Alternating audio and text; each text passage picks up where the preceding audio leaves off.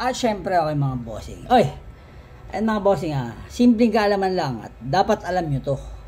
Kung sakaling mangyari o napunta kayo sa ganitong sitwasyon. Ganito kasi, boss, may nangyari sa isang tropa na bumotor siya o nagmamaneho. Bigla may checkpoint. At ang lisensya niya ay kakamutihan na iba niya sa bahay. Diba? Ang galing. At, pero may napakita siyang picture na nasa cellphone niya. So, ang ibig sabihin, meron siyang lisensya, hindi niya lang nadala. So, tinikitan siya, no, sa madalit sabi. At ang violation niya ay driving without license. Tama ba yun o mali?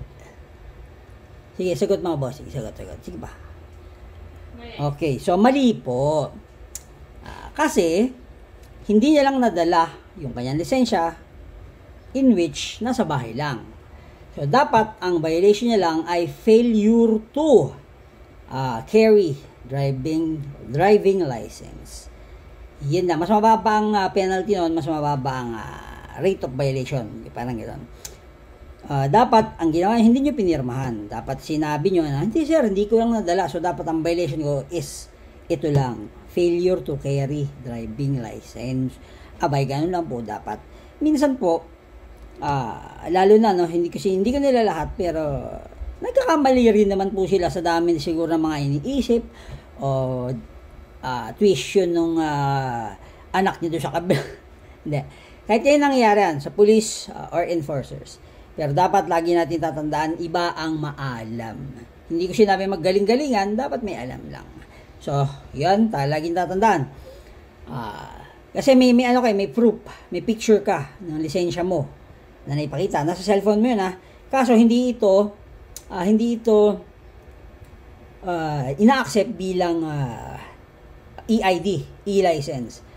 So, ganito ang gawin niya mga bossing. Kaya nyo kumuha ng e-license kung meron kayong driving license.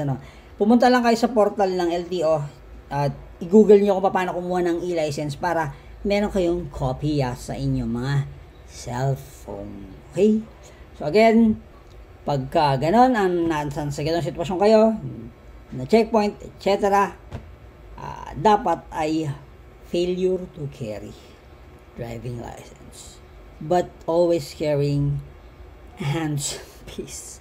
So ganun mga bossing, simpleng kaalaman ang dapat nyo malaman. Let's rock and roll.